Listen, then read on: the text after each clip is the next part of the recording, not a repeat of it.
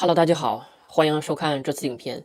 今天我给大家分享一个影片，就是关于如何自己部署一个 VPN 服务。现在的网络环境日益复杂，无论是保护个人的隐私，还是访问地区限制的内容，VPN 都成为了很多人不可或缺的工具。但是提到部署 VPN，许多人都会觉得这是一个非常复杂的事情，甚至需要专业的 IT 技能才能完成。但实际上，这一切都变得非常简单。甚至是傻瓜式的操作。在这支影片中，我将向大家展示如何自己使用OpenVPN。OpenVPN 是一款开源、免费和安全的工具，快速部署一个属于自己的 VPN。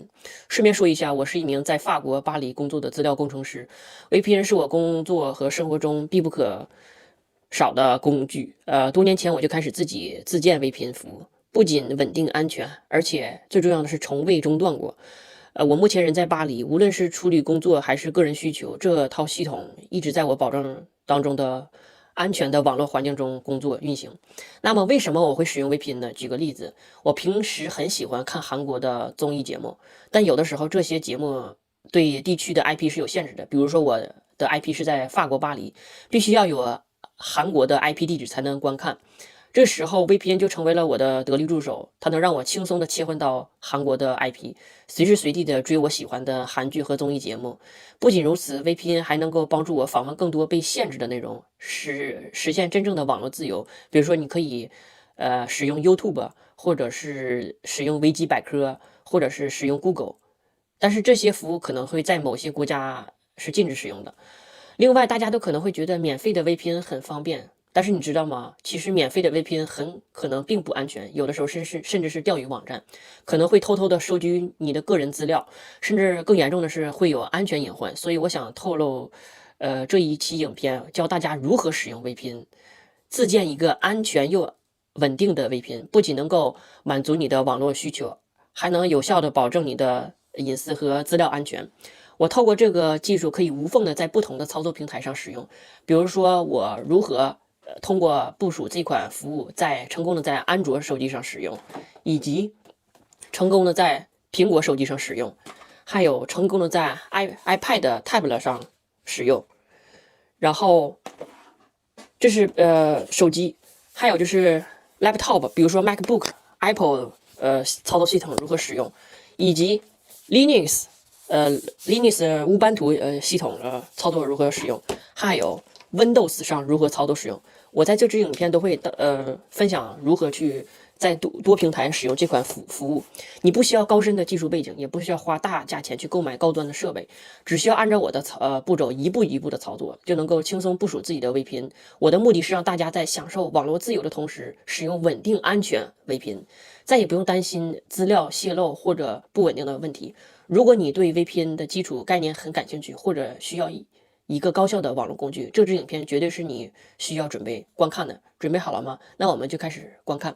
但是在观看影片之前，我想对大家说，我分享这支影片不是为了让大家做一些违法的事情，只是想让大家如何科学的学习上网。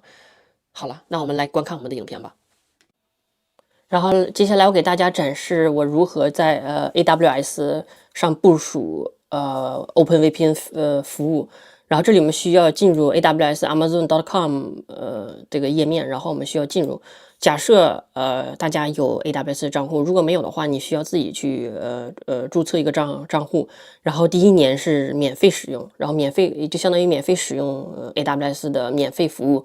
然后 OpenVPN 也是包含在内的，我们需要登录这个页面，然后我们可以sign in，就是我们需要登录这个页面。就我这已经之前登录好了，所以说就不在这里展示了。然后我们需要看一下 billing， 就是我可以展示一下我这个账单，比如说我这个月的12月份我已经使用了$16.3，但是这个不是我的 VPN 服务，是我的个人的block 的一个费用。然后可以看到我的 bill， 我可以给你展示一下我 VPN 所支付了多少钱。然后这里面可以看到最贵的是$10，然后其中是 EC2 它的服务是，你看我的 VPN 是部署在新加坡的节点的，然后是1.4美金，我消费了36个小时，我用了36个小时，只用了0.53美金，其实这价格还是很便宜的，就相当于我如果每天用2个小时的 VPN 服务的话，然后我1个月大概就是用60个小时。那你可以看到我这36个小时double 的话，就是大约是1.2美金，就相当于我1个月如果每天用2个小时的话，我这伺服器产生的费用只有是1.2美金，其实这很便宜的。而且它这个伺服器是我自己的共享的一个VPN 服务，我不和别人共享一个服务，所以说这个速度是比较快的。然后，但是有一个条件，就是你必须要支付0.87每个月，大约是0.87美金的一个存储。这个存储，你看我是大约是每个月的话是7.258GB，这个是必须要你需要 SSD 存储的。就如果你要安装一台伺服器，你必须要存储的，这是必须要花费的。但是这个价格是能接受的。然后，由于我这里我并没有购买静态 IP， 因为我每次启动一个 VPN， 它的 IP 是不一样的，所以说不需要购买一个静态 IP， 因为每次获得的 VPN IP 是不一样的，所以说这个是能节省很大的一部分费用。然后其实这个价格还是很合理的。然后我们来介绍一下EC2 是如何使用 EC2。因为这里面的 VPN 是需要 EC2 service， 可以点进来。点进来之后，你可以看到我们这里有韩国的节点。因为我在影片开头介绍我是如何看韩剧，然后使用韩国的 VPN。这里面 AWS 提供了以下国家的服务，比如说美国、香港、印度、日本、首尔、韩国、新加坡、雪梨、东京、加拿大，还有欧洲，比如说法兰克福，然后爱尔兰、伦敦、法国，还有 Stockholm 就是瑞典，然后还有 South America 南美的是巴西。目前是以上的国家，但是也可以有更多的，但是其中有12个 religion 是我的账户是不能允许的，但是也可以就是管理这个就是国家，其实也可以激活更多的国家，比如说印尼啦，还有澳洲啦、马来西亚啦，还有瑞士，这个得需要你去激活，因为我这是 disable， 所以说我可以给大家看看有不同国家的节点。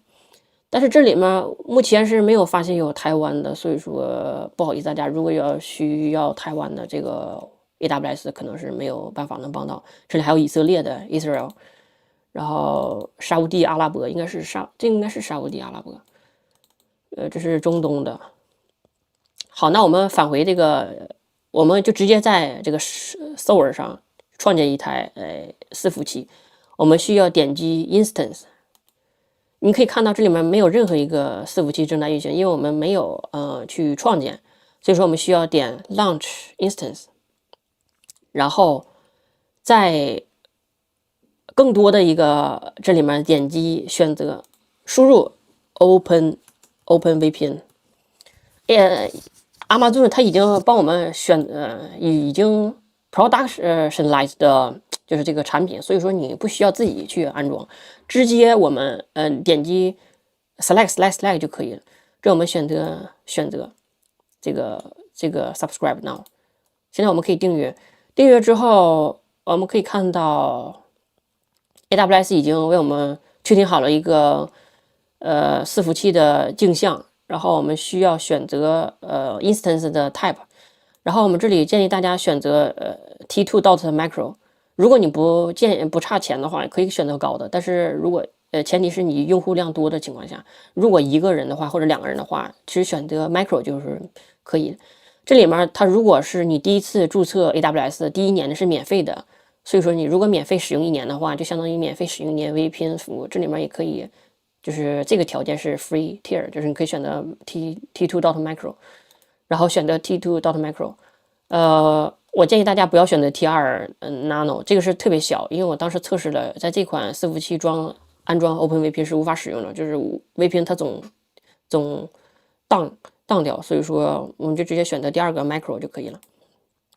选择之后，我们选择一个 key， 这 key 就是用来你去安全的连接你的这个伺服器的。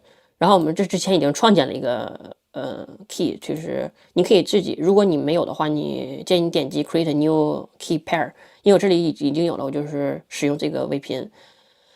然后选择创建一个 security group， 这里面我建议大家暂停我的影片，然后你需要配置一些这个，你也可以就是创建好伺服器之后再配置，可以选择，因为我这里面就选择已经创建好的。至于如何选择 SSH、Custom TCP 还有Custom UDP 呢？这里面我有一个已经注册好、已经制作好的，你可以照我这个抄送下来就可以。比如说 HTTPS TCP 选择443的端口，然后 HTTP 选择80，然后 All Traffic 选择 All， 然后 SSH 选择22，然后 Custom TCP 选择943。这个943是一会儿我们需要用到的，这是我们的 OpenVPN 的一个端口。然后以及 TCP 945或者是和 UDP 1149。然后这里面请大家一定按照我这个去配置。然后这里面我已经选择一个 select， 我们选择默认的即可。然后这里面那个，因为我们每台伺服器我们必须选择一个 SSD 的一个存储，这里面最小只能选择8G，所以说其实8G 就足够用了，我们就选择8G， 默认的8G。然后我们点 launch instance， 这样的话 AWS 会为我们创建一台我们所需要的伺服器，这个伺服器上已经安装好了 OpenVPN 这个软体，所以说我们不需要自己安装 OpenVPN。但是我们需要操作的是什么呢？我们需要进入这台伺服器，这是我们刚刚创建的，你看 pending 状态当中。然后这台伺服器已经为我们分配了一个静态 IP 43.203.210.40，然后这是我们后期连接 VPN 时候需要这个静态 IP。然后我们点击 Instance ID， 这你看已经正在运行当中了，就是相当于 AWS 已经为我们创建好了这台伺服器，我们现在只需要点击连接就可以。连接的话，它默认的 username 是 root， 我们不需要操作，直接点连接。连接之后 ，AWS 这个界面就会帮助我们进入我们刚刚创建好的伺服器 IP 是这个。你可以看到，现在进入之后，它已经帮我们安装好了 OpenVPN， 但是我们需要配置，这个配置它是不能自动帮我们生成的，我们需要自己确定。你可以看到输入 yes， 我们需要输入 yes， 点就是遵守协议，然后回车，然后我们也直接敲 int 也是默认的，然后默认是1，然后接下来是默认的，不需要操作，这是密钥协议操作，然后默认的是943端口，我们不需要更改，直接敲输入 int。443是 TCP 的默认端口，我们也是默认的。然后这里面我们需要勾选 yes，should client traffic be routed by default through the VPN， 我们需要输入 yes。然后 DNS traffic be routed， 我们仍然需要输入 yes， 还是 yes 回车。然后你是否需要登录用户名输入 OpenVPN， 所以说我们输入 yes， 就是你需要用这个用户名 OpenVPN 的用户名去登录，然后你也可以自己设置用户名，但是这里我建议大家直接默认即可，然后点敲。这里我们需要大家输入一个密码，这个密码就是用来你每次去连接你的 VPN 的时候的，我这里需要你自己输入一个密码，但是建议大家如果不确定自己是否输入密码成功，你可以输入回车，它会自动生成一个随机的密码。你看我回车之后，他说 Remember this passport 是这个，我们需要拷贝下来，这个我们一会儿需要用到的。你看我们这里，比如说我放到这里，然后这里我们需要用到的，然后请输入一个 key， 这个 key 是需要你去官方网站 OpenVPN 去自己注册一个 key， 这里我们先忽略，一会儿我们教大家如何去使用这个。你看这里你可以看到它的密码是这个。然后目前AWS 自动帮我们创建好这个资料库，就是将一些是原始数据啦，比如说 metadata 已经创建好了。目前 AWS 已经帮我们创建好了之后，你可以看到我们界面上它会显示一个 admin UI，就是相当于一个管理员。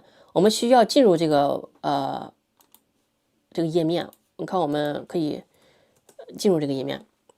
这个页面之后，你会发现有一个 Your connection is not private， 这个你可以忽略，点击这个先进功能，然后点 Unsafe， 就我们自动帮我们切换到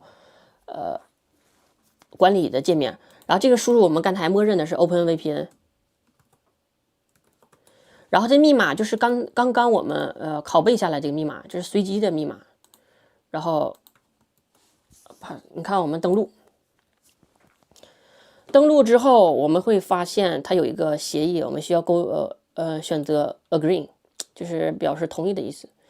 同意了之后，你可以看到我们这2个 VPN connection 是 allowed。这里我们需要进入哪里？进入用户管理，就是 User Management。你可以看到有个 User Profiles， 我们需要进入这个 User Profile， 然后你可以看到我们有一个 New Profile 是吧？然后我们需要点击创建一个 New Profile， 然后 Create。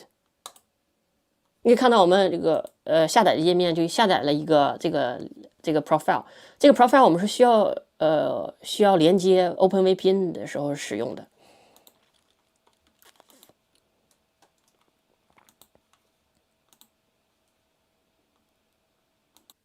对了，然后进入这个页面之后呢，我刚才找了一下，是在 User Management， 然后你需要点击User Profiles。这 User Profiles 就是相当于每个用户他有个配置文件，然后它这个配置文件就是需要连接你的 VPN 服务的。然后这里面我们看到它有一个是我无法确定这是不是，它应该是没有的。我们需要创建一个，的话，它是比如说我是叫什么呢？我看创建一个，它就默认的叫 OpenVPN。这就你看不着，刚才我当下来的这是 OpenVPN 配置吗？因为接下来我们连接 OpenVPN 的时候是需要这个配置文件的。然后我们打开来看看这个 OpenVPN 它是什么一个东西。然后我们点进去之后，我们可以操作是，比如说需要打开，用什么打开呢？用 Notepad，你可以尝试一下。它是一堆密钥，然后一些密码啦，比如说 IP 啦，这就是比如说你的密钥，这是需要你连接服务的。这款就是这个东西是非常重要，它是因为它是一个 private keys， 就是它需要你连接伺服器时候需要你的账户密码的。但是这个有个好处就是它非常安全。然后连接你的 VPN 时候，我可以给大家操作一下是如何去操作 VPN。然后我看一下我这个 Windows 它操作系统是有没有 OpenVPN 服务的。我是没有的，我是需要自己下载的。下载这款软件，比如说 OpenVPN Windows 下载。你看我去下载因为我是 Win11。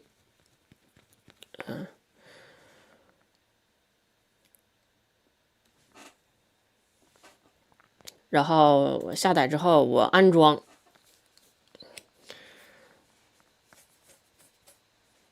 这款软体，安装需要一些时间。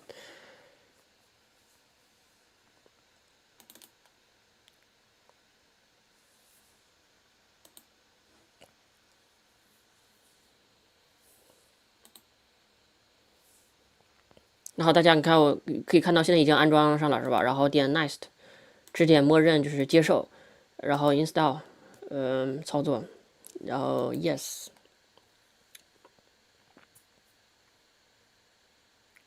我为什么要安装这款软体呢？因为我在我的Windows 操作系统里面，我是需要去科学上网，是需要换我的 IP 地址，就是比如说，就相当于我使用 VPN 服务，这时候需要下载这款软体，然后点 Finish。因为我现在目标是韩国的 IP， 所以说我一会儿给大家测试一下我是否是韩国的 IP 地址。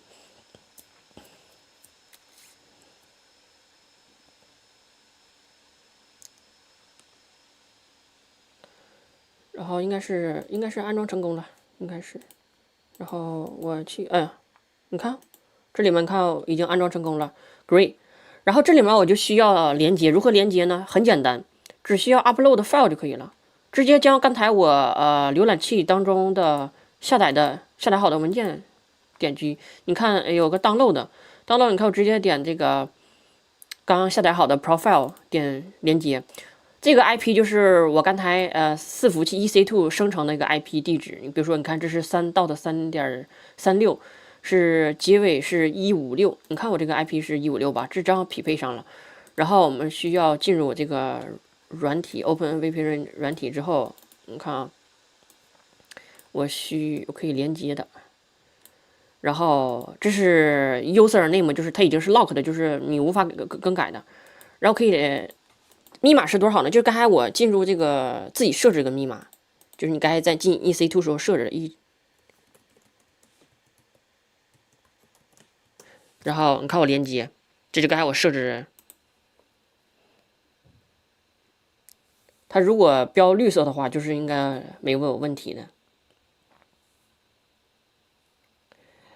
这款应该是目前是有一些问题的，因为可能是在配置当中，哪个配置没配对好。这是我需要解释的，因为它可能是在我的设置当中是需要有一款，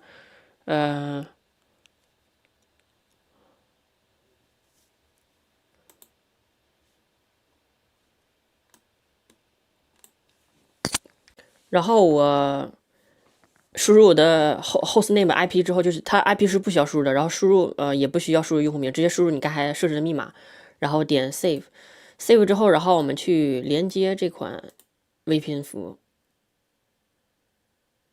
因为我在影片之前有介绍，我连接的是韩国的 IP，所以说我们现在点击连接，你可以看到这个页面是已经连接到那儿的 connected， 就是连接。然后我们进入什么呢？我们大家来，是我进入我的另一个页面，然后我测我是 IP 是哪儿的，因为我刚才连的是南韩的。对，然后我们进入这个服务，我们看我们的 IP 是哪儿的。你可以看到这个 IP 现在已经变了，是3.36.118.156，这就是刚才我连接服务的这款IP 地址，这款是首尔的。你可以看到它这款 IP 就是，稍等一下，我看我翻译一下，这是我的 IP 地址，这个不能翻译 ，OK， 我的 IP 就是结尾是156，你看现在我变成韩国的 IP 了。然后我们现在可以上正常连接网络，比如说 ChatGPT。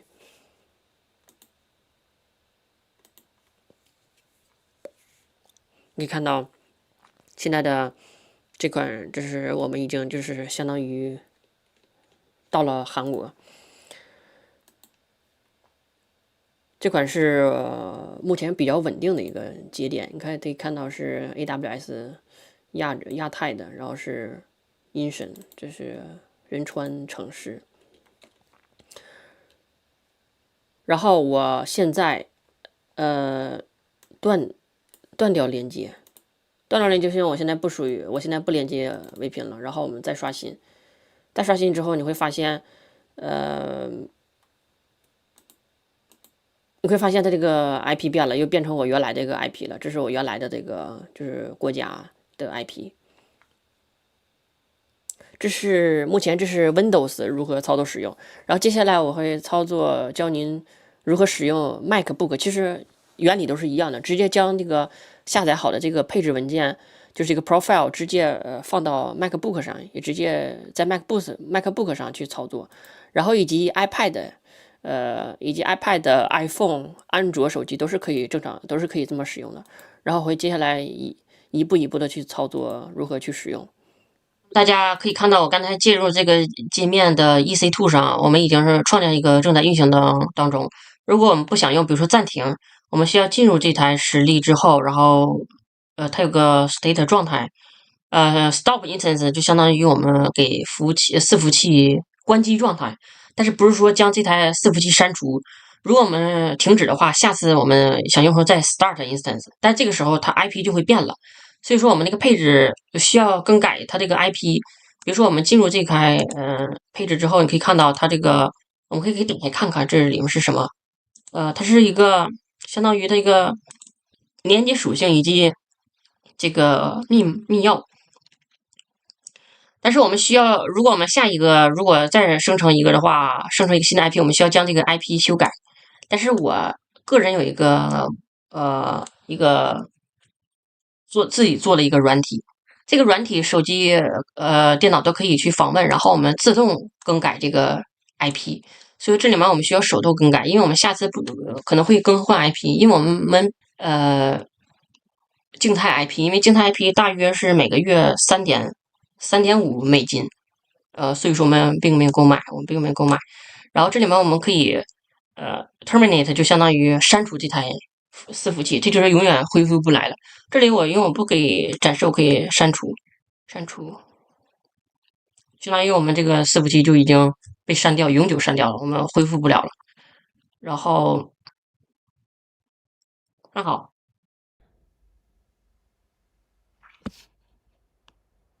接下来我给大家分享一个，就是我如何在 MacBook 上去运行 OpenVPN。然后因为是我之前在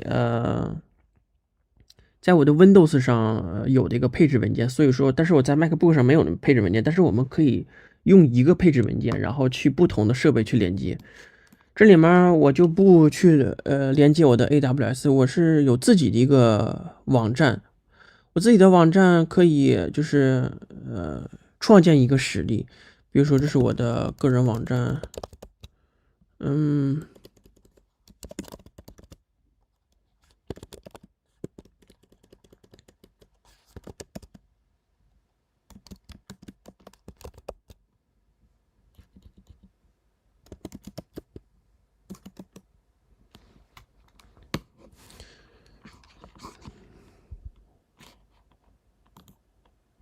大家可以看到，这是我的个人网站，这是我自己做的一个就是软体，就是可以自己创建开启 VPN。就比如说我这里面已经做好了，比如说打开1个小时价格多少钱，打开2个小时价格多少钱，打开3个小时，然后等3个小时过，比如说我开启3个小时，然后3个小时过后它的 VPN 自动关闭，这样我们就只计费3个小时的价钱，这样比较便宜一些。然后比如说这是我的 OpenVPN， 比如说我开启1个小时，我现在开启1个小时，其实我可以给大家展示我的 AWS。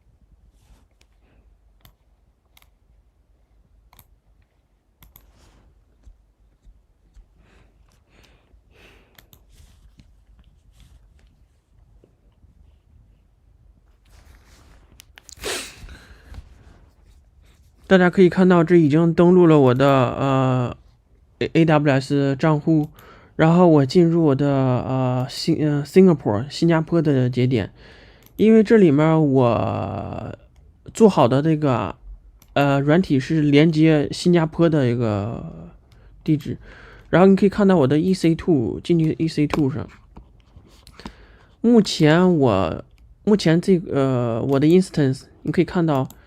它是 stop 的状态上，然后我进我这个网址之后，然后我去开启1个小时，开启1个小时之后，它会去连接我的 AWS 账户，然后去创建这个实例 start。你看现在它运行状态，运行状态之后，它会分配一个 IP， 比如说 IP 是47开头的，然后65结尾的。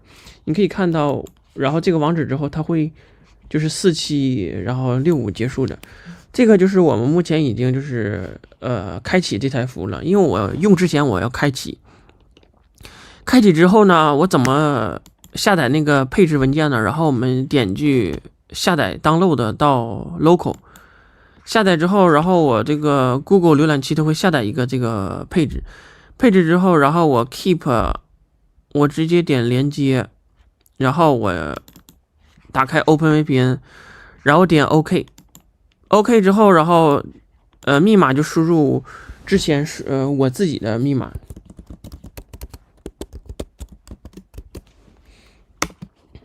然后点连接，点连接之后，我们现在就是看是否能连接新加坡的 VPN。你可以看到已经连接当过程中，然后怎么测试如何是否连接呢 ？Where's my IP？ 然后点进去之后，你会发现，验证是否机器人。进去之后你会发现，你看已经跳到了新加坡的节点，比如说你看，这已经是新加坡节点，然后47开头的，然后65结束的，现在已经是新加坡的节点，现在也就是进入了新加坡节点，所以说非常简单。我如何在 Linux 乌班图系统连接 OpenVPN？ 你可以看到这是我的乌班图20版本，然后我们进入这个Network， 它有个自带的这个 VPN。因为乌班图我不是很确定如何安装OpenVPN 这款软体，所以说，但是我可以用自带的去添加配置，这个稍微比较麻烦一些。这里面你看我再去点击这个以下载到本地，下载到本地之后，你可以看到我这里面已经下载了这款配置文件，然后我去我的我去我的这款 VPN， 我去连接这个 VPN， 这里面我就需要选择，你看它自己自带的有 L2TP 类型的，还有 PPTP 类型的，我现在选的是 OpenVPN， 然后我去Advanced， 不是 Advanced， 应该是我记得有一个是在哪儿找配置啊？不是 OpenVPN， 不好意思，我添加的时候我可以直接导入 file， 直接将刚下载的这款我导入之后，它自己就识别了，识别之后这里面需要我去输入这个用户名密码，然后密码是那个你自己设置的密码。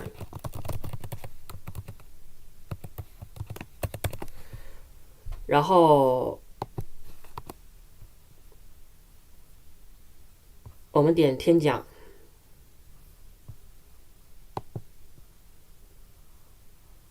添加之后，这是我刚才就是添加好的这个配置，然后我们点连接，我们看右上角，你看它显示了 VPN 的标志，就代表已连接成功。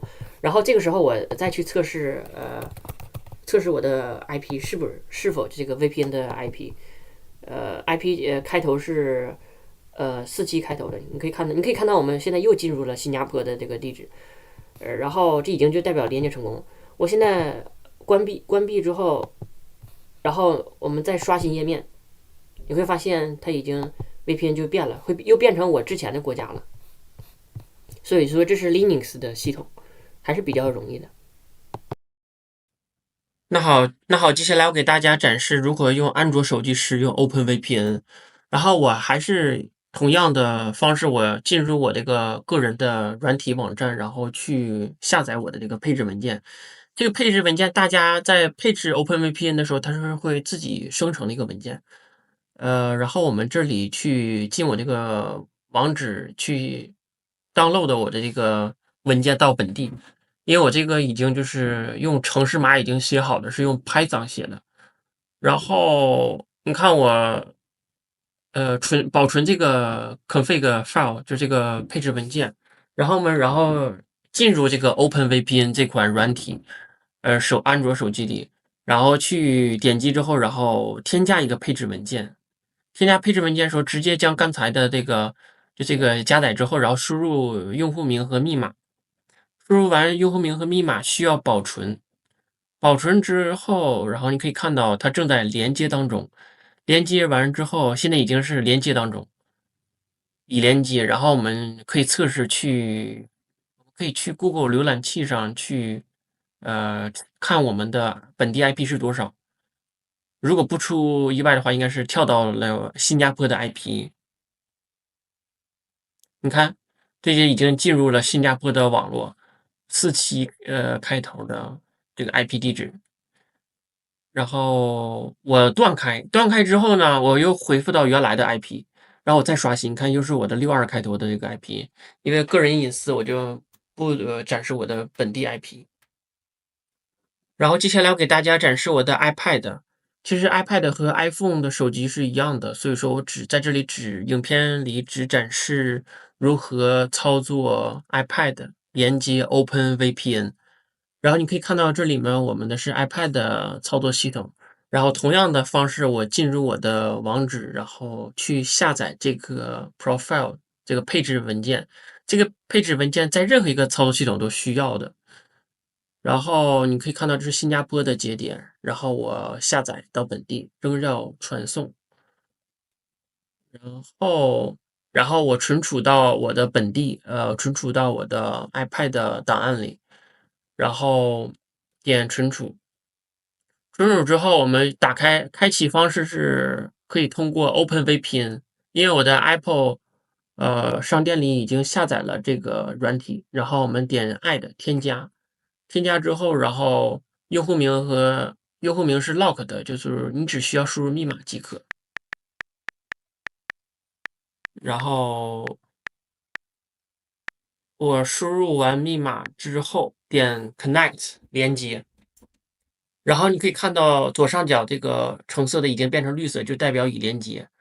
然后呢，怎么测试呢？还是同样的方式，进入浏览器里，点击 Where is my IP，然后检查我的本地 IP 是否跳到了新加坡。你看，可以看到是3.0.146.202的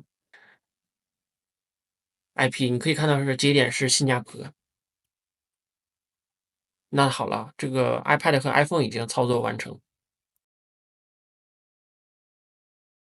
我们现在连接的是日本的 VPN，你看我这已经是显示到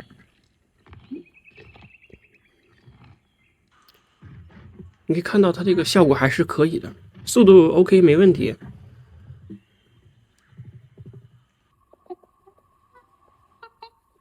然后可以看到它这已经是转到日本了。然后我们现在点暂停，然后我断开连接，断开这款 VPN 服务，速度还是可以的。然后我们断开之后呢，然后我们再刷新。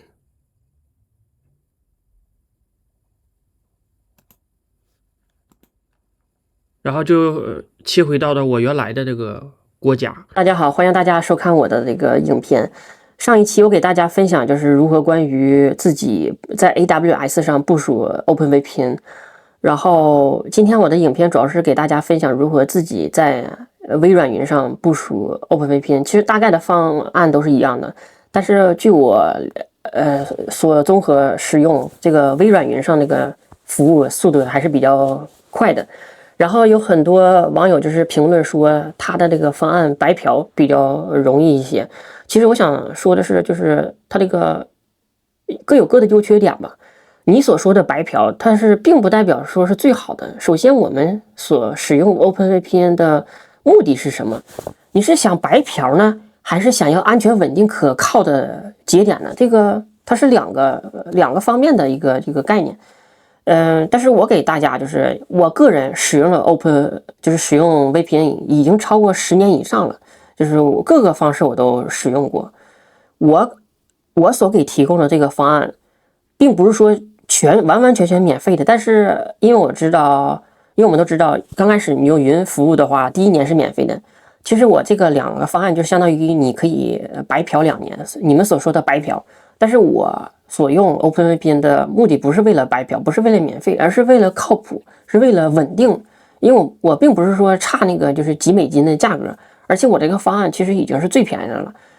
有的人他就说什么他几十块钱、几百块钱买个什么就是 VPS，刚开始的时候有效果，其实 VPS 我也用过，刚开始的时候确实是有效果，但是你想想用的人一多的时候，它速度会分流的，它并不是说你自己用自己的。而我的这个方案就是我自己用自己的，我什么时候想用的时候，我开启服务就即可；我不用的时候，我就关闭即可，它就不收费的。所以说，就是看你这个用处是什么了。如果你要是想1分钱不花，然后还想蹭人那个就是8K 的速度，还想看8K 视频，那我建议你就直接你就别冲那个墙出的，你直接回到墙内之后，然后你就看你的这个其他的就即可了。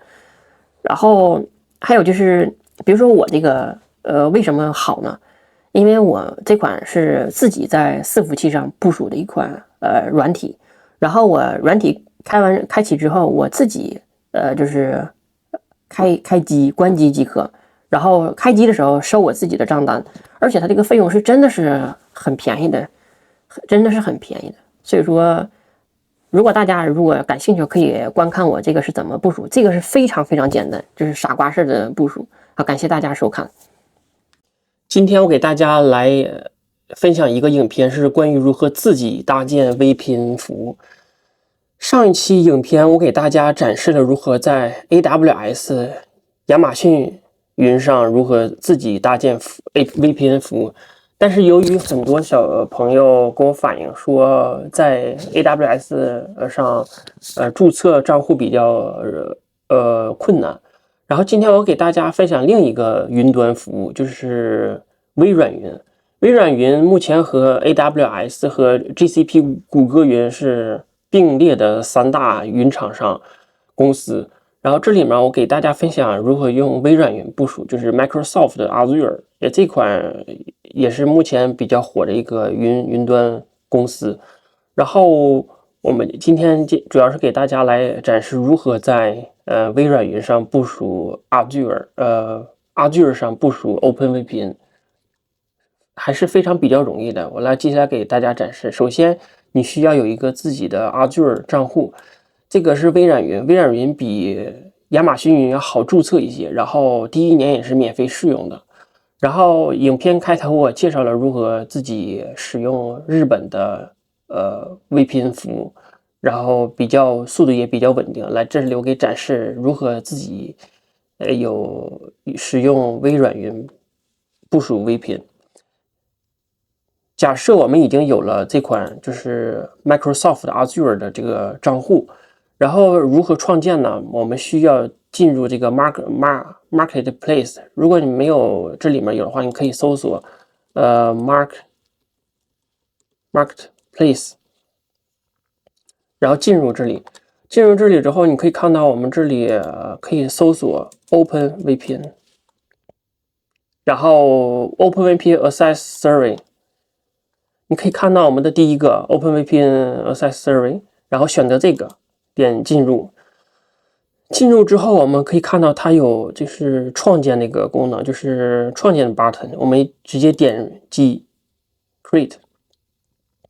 然后这里面它会有选择一些比如说Subscription， 然后这里面我已经之前自己的就是 Subscription， 就是账户的类型，然后我们选择我之前的。然后你可以看到我这里起个名字，比如说我叫崔东飞，那我就选飞 VPN。然后这里面的 religion 就选了一个国家，比如说我这里面想选择 Japan， 比如说选择日本的 West。我们来看一下，你可以看到 Japan West， 这个是你可以看到价格，它说是预计每个月15美金。但是它这个价格只是你24小时开启这台伺服器，然后运行了1个月。但是很多的时候，我们并不是说24小时连接连接我们的 VPN， 所以说我们这是所有的这个收费费用。但是有的时候我们只是需要几个小时，那我们就不是这么贵的，所以说这个价格比较很便宜的。然后这里面就选默认的即可，我们不需要选择任何操作。你可以看到它这里面选的这个镜像是 OpenVPN ASIC Survey， 然后64，然后这里面的 size 选择 eVCPU 的1GB 存储。但是你可以看到它这里显的 Free Service， 这就代表它的意思是说，如果你要使用这个 Azure 的第1年账户，那你就可以免费使用这款 VPN 1年服务。大家如果既没有 AWS 也没有 Azure 的话，那我建议大家就是用我这个方案注册这2个账户，那你可以相当于就是你们所说的白嫖2年的这个性价比还是很高的。我的这款影片并不是说告诉你怎么去白嫖，而是告诉你如何去使用稳定安全的 VPN 服务。请大家记住，白嫖的并不是最好的，免费的其实是最贵的，免钱的才是最贵的。最近流行一个词语是免钱的才是最贵的。我相信大家都不是很差钱，所以说这里面我们要选择一个高可靠的。但是我的这个方案有什么不一样呢？不一样在于我想用多少就扣费多少，我不想用一暂停，就是不是收费的。然后这里面我可以选择，你可以看到它里面就是选默认即可，就是比如说 SSH Public Key 啦，然后你可以看到点下一步。这个存储，它这个微软云它里面默认的最小是30GB， 因为在 AWS 上是最小的是8GB。然后你可以看到这里面我们选择默认，点下一步即可，这我们都不需要操作。就是如果你不知道这是干什么，你不需要管它，我们基本上就不需要选择什么不一样的，然后直接点下一步，然后点下一步，然后你可以看到这里面我都不需要操作，然后再点 Monitor， 这里都不需要操作，然后我们直接点下一步，直接到最后一步 Create， 你可以看到它这里面的Network。Network 它这里面是有一个收费标准是 Public IP， 因为我们这款 IP 它是已经静态的 IP 是3.4美金每个月。这里面我可以看到它这里面就是不需要选择这么多 GB， 我选择1GB， 你可以看到选1GB， 然后我们点择 Create。创建我们的这款服务，然后它帮我们生成了一个新的 new key pair， 我们点击下载即可。这需要我们连接这款伺服器，但是我们可以不用连接，就比如说你看刚刚我们下载这款 Perm， 我们不需要连接，可以用需要 key 连接，我们可以直接在这里面操作。然后你可以看到它现在部署当中，我们需要等待一段时间。你可以看到它现在已经正在创建当中。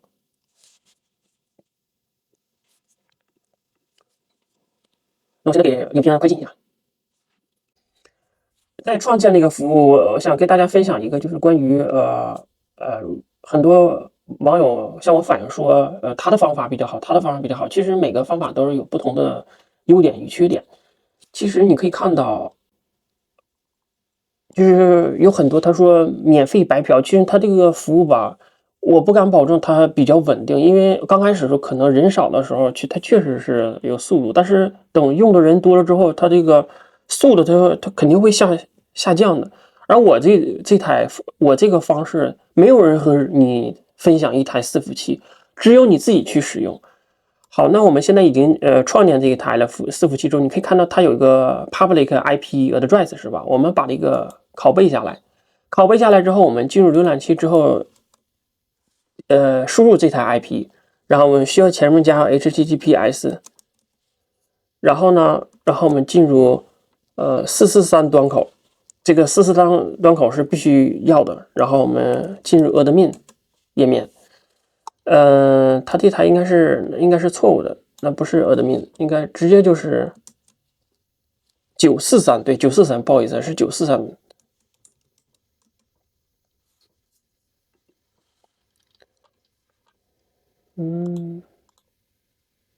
不是admin吗？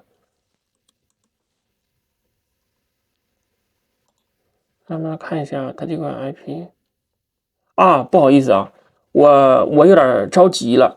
我们需要连接这台伺服器，我得需要配置这款OpenVPN， 然后我们直接选择 Select。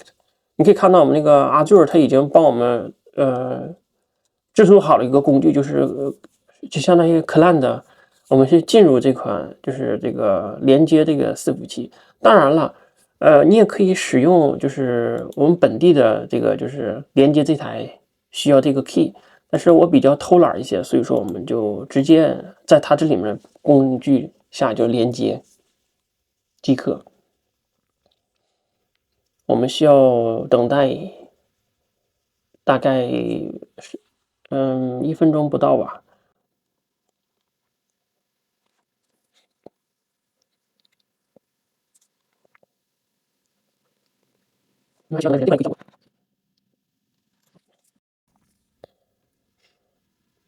你可以看到，它现在已经现在进入这个页面了。进入这个页面之后，我们需要做什么呢？我们需要就是生成一个你的 OpenVPN 的密码。这里面我们第一步需要选择 Yes， 勾选 Yes， 就是代表它是否继续连接 Yes。我们连接这台伺服器进入之后呢，它会帮我们生成一个一个界面，就是这个界面它帮我们自己安装 OpenVPN Server。这个和我们之前分享的 AWS 其实是一样的。然后我们需要选择 Yes， 然后输入 Enter 回车即可，都是默认的，默认RSA 默认，就直接943端口是的，443TCP 端口是的，然后 Yes， 然后 Yes 回车，然后这里面admin 的user name 是 OpenVPN， 是的。然后这里面我们需要手动输入一个密码，如果你不想手动，你可以直接输入回车，然后它会自动生成一个密码，让我们点回车。你可以看到这里面的密码就是我们的 OpenVPN 的密码，这个密码非常关键，请大家如果生成的随机的一定要记住这个拷贝下来这个密码。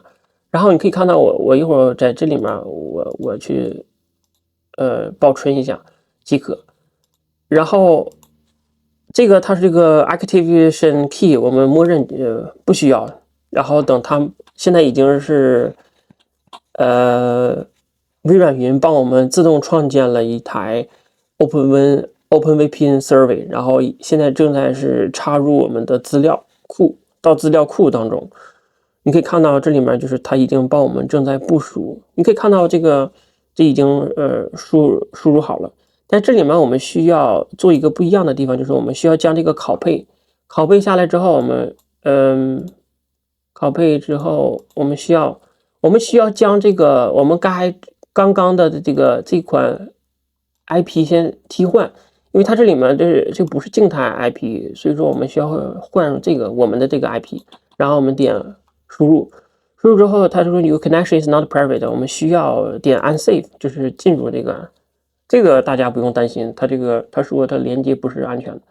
然后我们刚才我输入我们的 OpenVPN 用户名，然后密码是刚刚你拷贝下来这个密码，然后我们输入进之后，你看我们点 sign in 之后，我们就会登录到这个软体网址，然后我们进入点 agree 表示同意。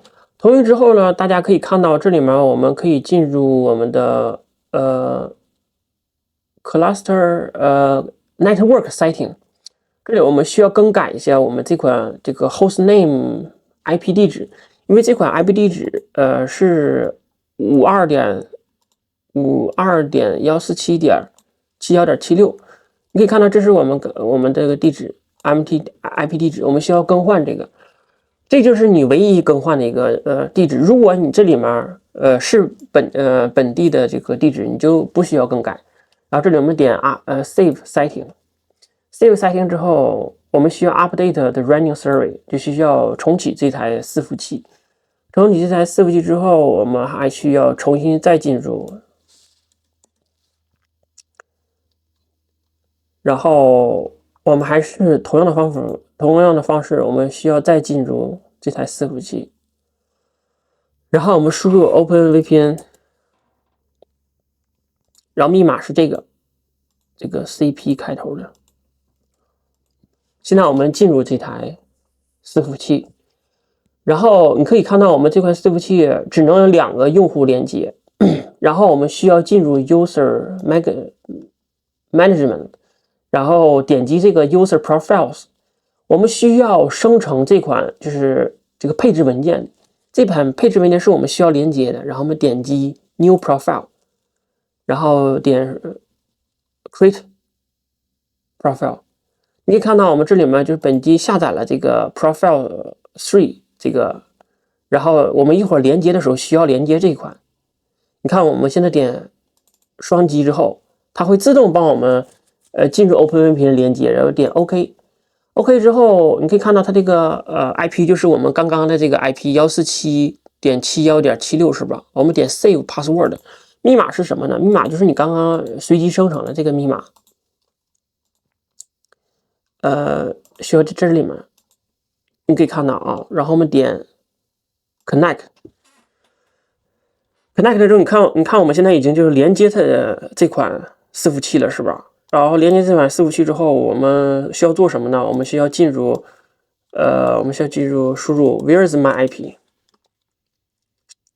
你可以看到它这个顶上都是日文，因为我这个本来这个国家并不是日本国，然后你可以看到它已经就是识别你是那个日本的了。然后我们进入之后，你可以看到它显示 Microsoft 是这个奥萨卡，就是那个大阪的一个 IP 52.147.71。然后我们先来测一下我们的这个比如说测一下，比如说 8K video。你可以看到啊，这还有 12K， 然后我们试一下吧，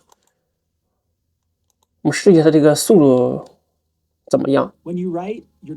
现在是，你可以看到现在它是广告，然后我们跳过广告，我们看看这个效果怎么样。所以我们这里可以选择最高的 4K， 这个你可以看到速度 OK 的是吧？你看不看到？哇！完美，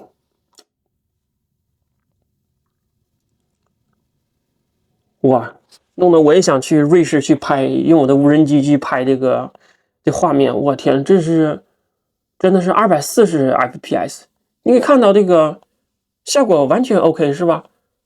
然后你看我这个连接的速度，你看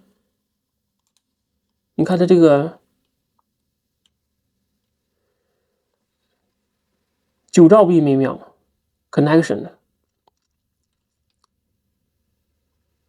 看不看着 ？OK， 没问题是吧？你看这速度，其实我给大家分享这个，就是主要是想大家如何科学上网学习一些资料啊，什么或者是你比如说你想进入日本，你看我这个日本上面这个带标 GP， 就是 YouTube GP 已经进入日本，你会觉得这个速度是完全没有问题的。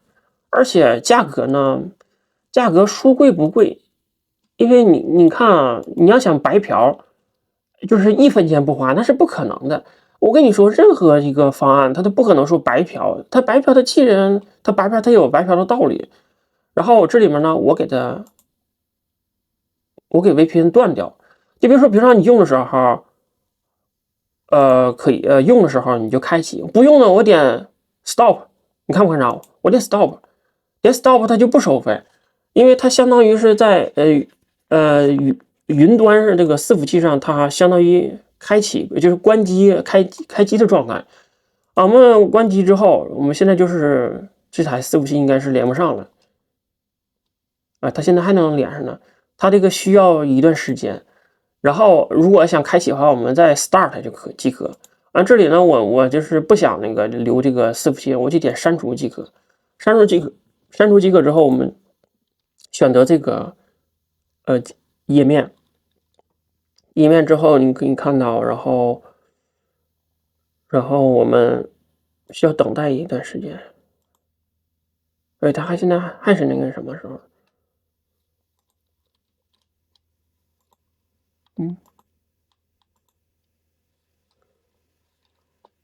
？fail to stop。我刷新一下。你看它现在已经 disconnect 断开了。断开了之后呢，你可以看到我这里面，那我就点删除。我就是不想那个用这台伺服器，我只是给大家展示。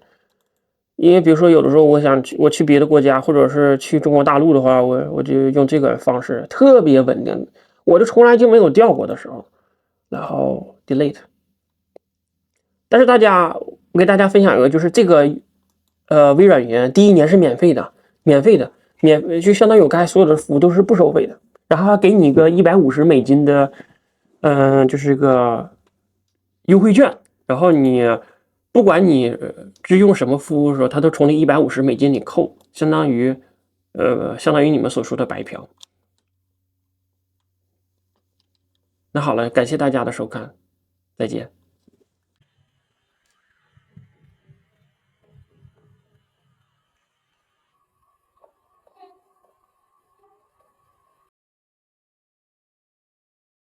Hello， 大家好，欢迎大家收看我的影片。前2期我给大家分享如何自己在 AWS 和微软云上部署 VPN， 然后有很多小伙伴跟我说，也可以用甲骨文云去部署免费的 VPN， 或者是一些朋友就是看了某某解说之后，然后他尝试去用甲骨云 Oracle 云部署免费的 VPN， 但是我给大家也是今天在影片里展示如何注册这个甲骨云，然后来评测一下如何注册甲骨云。即使你注册完甲骨云之后，能否免费申请到免费的 server 免费的伺服器，然后以及就是如何在甲骨云上部署 OpenVPN， 然后欢迎大家来收看我的影片。那今天我的影片会展示给如何注册，以及注册失败的原因，以及注册之后如何申请到免费的服务，然后能实现就是你们所说的白嫖。如果你喜欢的话，就请接下来往下看吧。然后来我给大家展示如何注册就是免费的 Oracle 云的云端。然后我们首先进入这个 Free Oracle， 在 Google 上 type 这个它甲骨云它的对于新用户来说，它可能会有一些免费试用的，就是这个服务。它为什么会就是创建一些免费的服务？因为它会想甲骨文，它想就是想让你真正使用甲骨云服务，然后从而放弃 Azure AWS， 所以说它会提供这个免费的服务。但是所说的免费，它并不代表说你能注册成功。很多小伙伴们看完他们的就是注册，在那个在某某解说上注册之后就心动了。但是其实注册并不是一件很容易的事情。首先我们注册的时候一定要关闭我们的 VPN 服务。然后我前段时间也注册了，但是注册失败。我再给大家再模拟一下我怎么注册的，比如说而且我的信息都是非常准确的。那么我给大家注册是否输这个是应该是饼干，然后验证我的 email。哎呀，输错了，不好意思，输错了。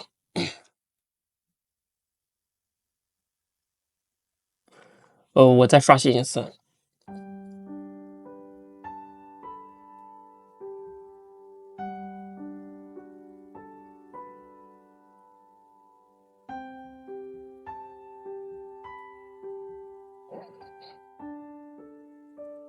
我们再输入一次。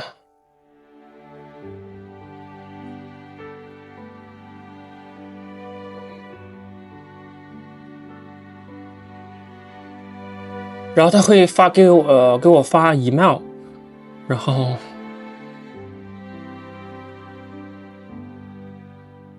你看他会说验证 email， 验证之后，然后他会让我输入一个就是密码，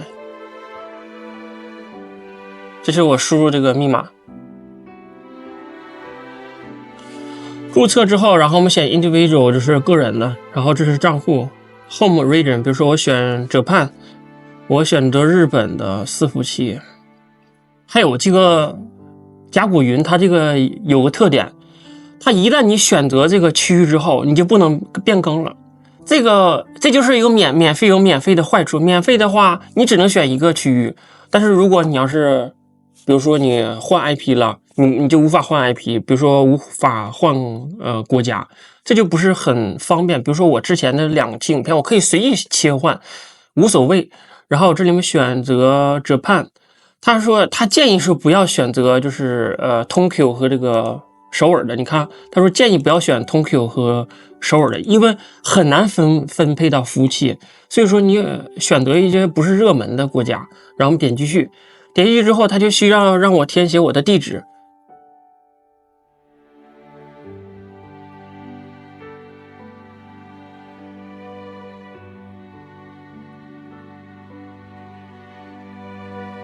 这些我的地址都是真实有效的，但是我仍然是注册失败。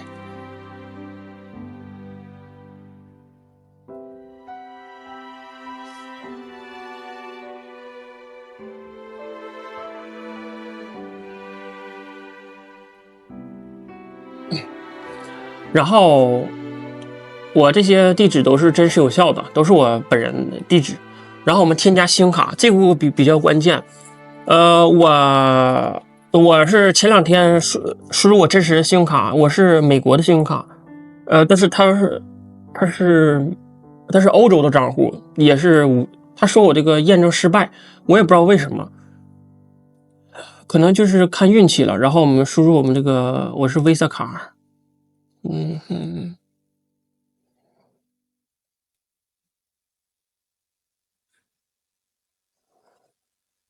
这是我的信用卡。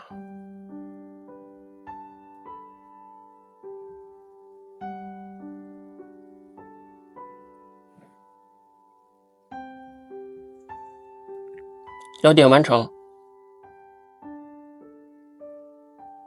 然后之后他会通知我的信用卡说让我去付款，然后我得 approve 一下。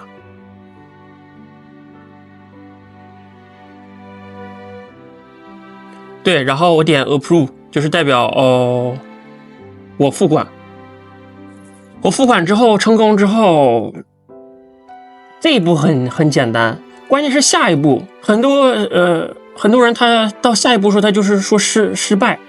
然后呢，比如说你看我点了之后，他肯定会说失败的，因为他验证我的信用卡可能是不太对。你看他说 error processing transaction， 他说我们无法完成你的注册。通常一般是有以下情况：你可能输入不正确的信息，或者是说你隐藏了你的地址以及你的身份 ID， 然后也是你可能注册过多个账户。我跟你说，以上情况我都是真实的。然后像这一步已经注册失败了，就你无法注册成功，所以说你无法使用。然后我建议大家，如果出现这一步的话，你就不要拿你的信用卡试用了，因为你的账户已经可能是被那个就是被他那个甲骨文，这就是甲骨文这个特别不好的一个缺点吧。然后你也不要去联系他的客服，我联系过客服，客服说我们无法受理此类的案件，就比如说你是注册失败，就比如说你的信息他们无法帮助的。所以说怎么办呢？你换一个账户，然后我爱人就是我老婆，她用她这个账户注册，她就成功了。她用她的这个就是国内她的信用卡，但是她这个国内不是那个是指欧洲的国内的那个信用卡，所以说呢，这就是注册失败就无法使用了。他某某解说里，他只是给你展示他注册成功，但是他没有考虑到你们那些用户注册失败。然后这里呢，假如说我们注册成功了，我这里面有个注册成功的，是我爱人帮我注册的，所以说你看啊，我给你看看。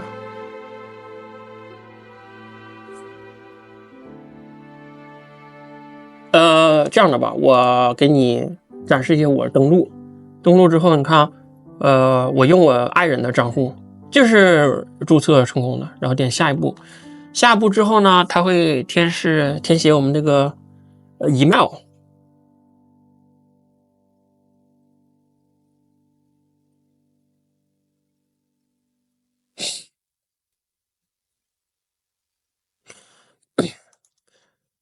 还有这个云端，它有个特点啊，就是你即使注册成功，你也不一定能申请到免费的伺服器，这是肯定的。因为什么呢？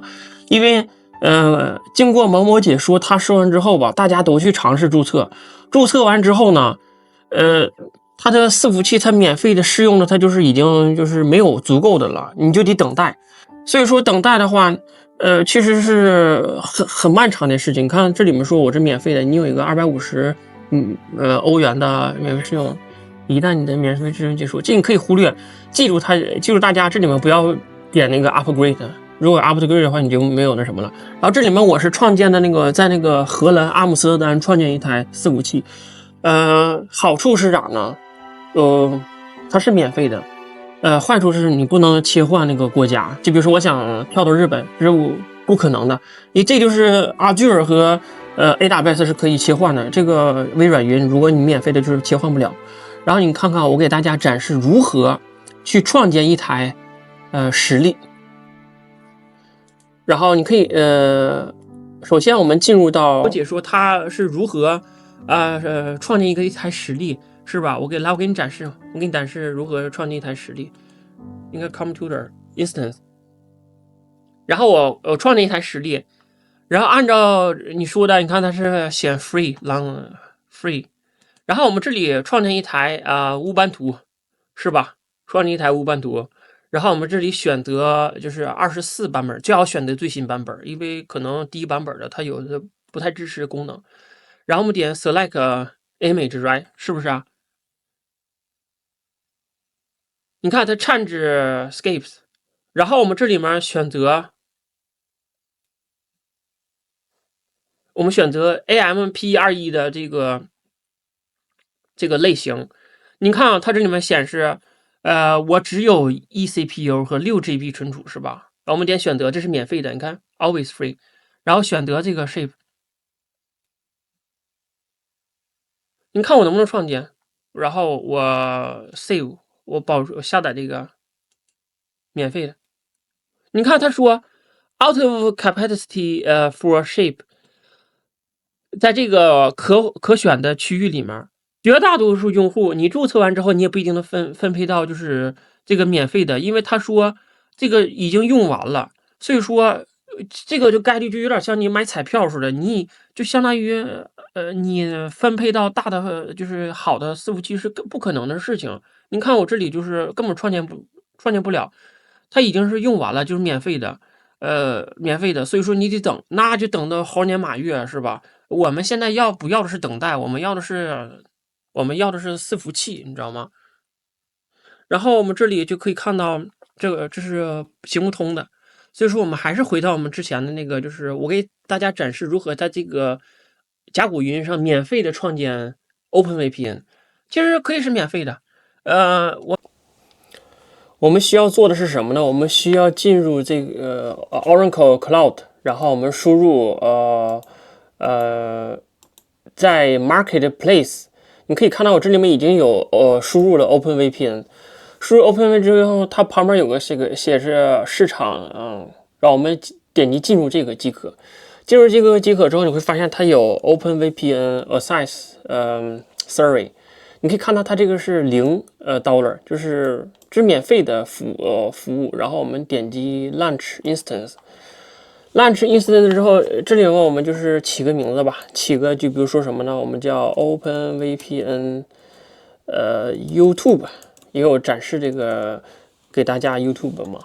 然后我们可以看到这里面它都是 free always free， 记住但凡是 always free 的就是免费的。然后它这里面是 eCPU 1GB 内存0.48带宽，这也是够用了。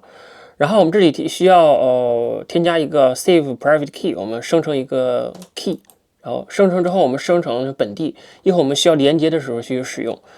然后我们这里面 specify custom boot 这个大小，我们选个50GB 就即可，这是也是在免费范围里的。然后我们需要点击 create 之后呢，我们就看它这个伺服器现在正在创建当中。创建之后，它会分配一个 IP， public IP。这里面我们需要点击 terminal， 完我们需要连接这款 key。我们怎么连接呢？我们点 SSH-i， 然后我们将刚刚下好的，我们刚刚下来的是 download folder， 然后我们 SSH-i 之后呢，然后我们输入刚才的这个下载的 key。对了，这一步是很重要。我们连接这个 key 之前，我们先试一下啊，然后我们需要你拷贝这个 IP， 然后我们前面加个用户名。通常来说，这个用户名它是这个乌班图，但这里面这个 OpenVPN 它这个给我们封装好了一个用户名，这个我们需要记下来。这个不是乌班图，是 OpenVPN-AS， 这个一定要输入这个，因为它这个给我们装好的这个软体它是绑定了这个用户名，然后我们输入回车即可。输入回车之后，它会显示connection refused。这个我们需要输入 chmod， 然后600，是代表可读可写的，就是 rw， 然后我们输入这个 ssh key， 输入之后呢，我们再输入一次，你可以看到它需要我们输入 yes， 这一步很关键，然后我们输入 yes。你看，它进入我们这个就是后台伺服器，然后我们这就是安装那个 OpenVPN 了。OpenVPN， 你看它这个显示 yes， 这就和之前我们在 AWS 部署的是一样的。我们还有 Azure， 我们就输入默认即可，默认，然后943端口，443端口，记住我们记住这两个端口，一会儿我们去那个后台需要开启这两个端口，然后 yes。是否需要 OpenVPN 用户名 ？Yes， 然后密码随机生成一个密码。我们这里直接输入回车，然后生成一个默认密码，看不看着这个密码？这个密码需要我们拷贝下来。拷贝下来之后，我们一会儿我们就是放到这儿，然后我们先放到这儿。然后我们进入这个命令行之后，我们然后默认。你会看到它会帮我们创建一个就是将我们的资料插入到资料库里面。你可以看到它现在正在插入当中。插入当中之后呢，我们现在正在插入当中。然后我们需要记住这个 IP 地址。因为这个 IP 地址，我们需要登录这个 OpenVPN 这个后页台页面，然后这个端口是什么呢？端口是943，然后 admin， 切记一定要是 HTTPS 回车。你可以看到它现在是 not private， 我们需要点 unsafe。unsafe 之后，然后我们需要输入 OpenVPN， 这就是我们刚才那个，然后将刚刚默认生成的密码，然后登录这个 password 里即可。登录之后，你看它显示 agree 之后，然后你会看到它已经生成了，帮我们创建好了。然后我们需要登录 network setting， 这里我们需要修改这个 IP， 我们需要什么 ？IP 是什么呢？IP 就是我们刚刚生成好的这个 IP 地址，然后我们输入这个 IP 即可。然后我们还需要修改什么呢？我们需要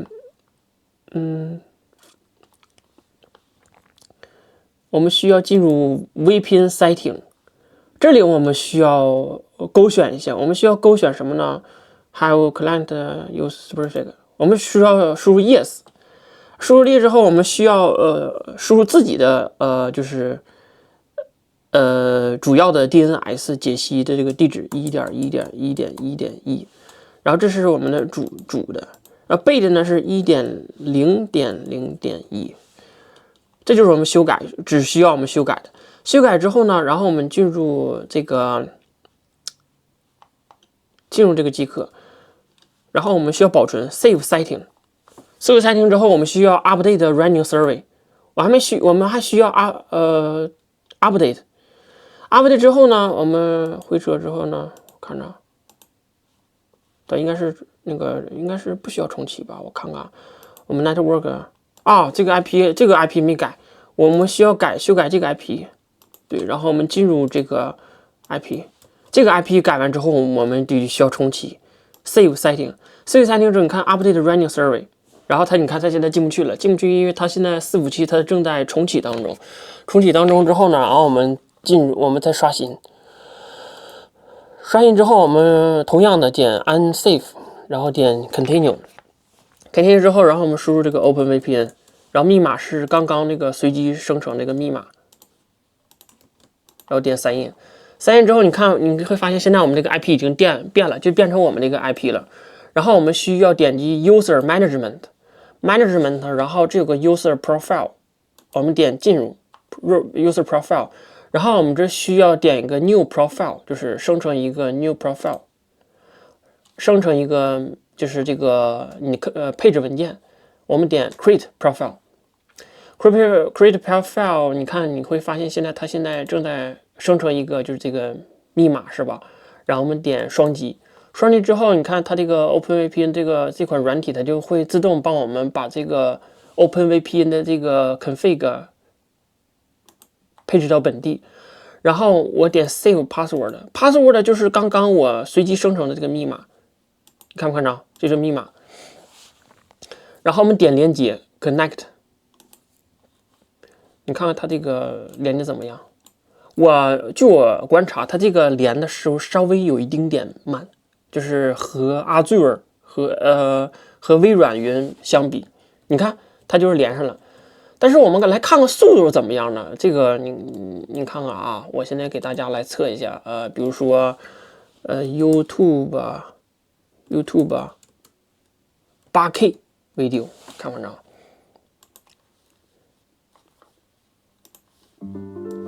你看看它这个速度2.5兆 B， 然后我切换到什么呢？它这个你看，它就可以切换，我们切换到 8K， 然后最后再来看。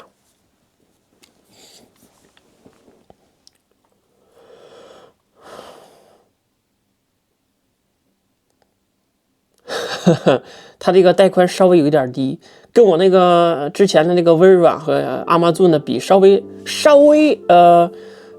慢了点，但是也是 OK。不是很 OK。它这个有延迟，因为我之前在那个展示的它是4K 的，你看这是8K， 其实也可以。你看6.mbps， 对呀。然后我测试一下，你看这个是不是也可以？你看。然后我们快进一下，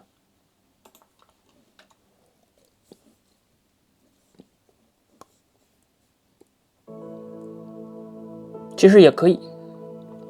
然后我测一下我们的 Where's my IP， 你看我测一下我的这个 IP 是哪儿的。